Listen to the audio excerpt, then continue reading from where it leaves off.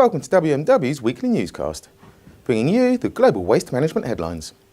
Coming up, Expedition Plastik documentary on plastic waste in Western Australia's oceans, Toyota showcases waste reduction and recycling programme in North American facilities, and Scottish businesses urged to take resource efficiency pledge.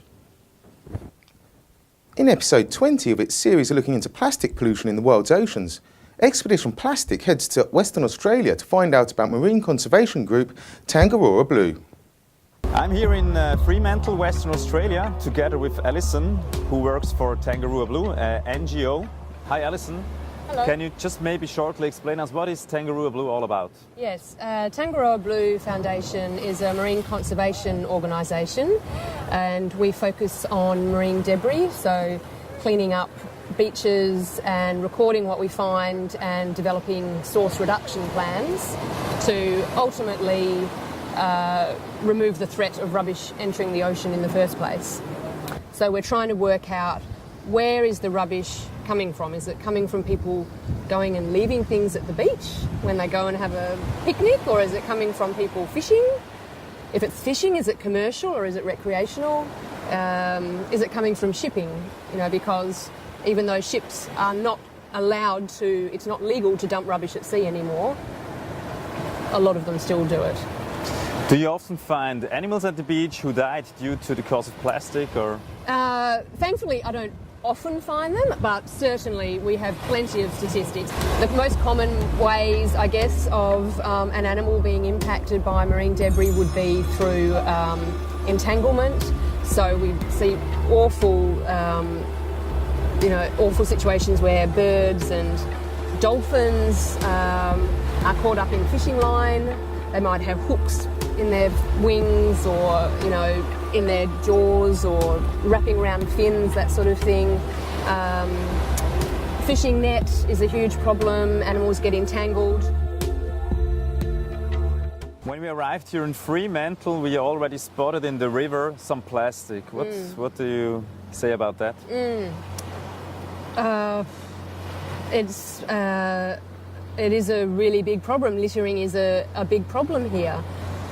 Kids are educated in primary school about litter. We've got lots of education programs about the importance of not littering, but somehow, somewhere down the track, that message seems to get lost as they get older. Not everybody, but clearly there's a lot of people still littering. And you can have a rubbish bin right there, and there can be litter right next to it. I don't know. Behaviour change is one of the biggest sustainability issues that there is. A waste reduction and recycling programme at Toyota's North American facilities has seen changes to the packaging used to ship windshields, conserving energy, time and money. Here's how they did it. Last year alone, we reduced or recycled over 780 million pounds of waste. One of the ways we do this is by eliminating unnecessary packaging to protect our parts during transit. When we do, Toyota conserves materials, saves space during shipping, and saves money too. But what do you do when your windshields are being damaged during shipping? You might think that the best solution is to add more packaging, but our team at Toyota actually decided to use less. The old cardboard packaging protected the windshield rather well. However, if we did identify damage, it was very difficult to determine where in the shipping process the damage occurred. We worked with engineered packaging services and developed a new, innovative, see-through packaging spec that allows us to inspect this part through each step of the distribution process. So now we can clearly see any issues. So less packaging means less weight and less waste. It's a perfect example of the Toyota principle, making problems visible so they can be solved. Scottish businesses are being encouraged to make recycling and resource efficiency top priorities for 2015 by signing up to a resource efficiency pledge. Here's a look at how one historic Edinburgh events venue is benefiting from taking the plunge. At Semberums, we signed up to the Resource Efficiency Pledge because it was introduced to us through a member of the Resource Efficiency Scotland team. We chose pledges that would work for us as a venue. One of them was improving energy efficiency. So we've seen almost a 30% reduction in our energy usage this year.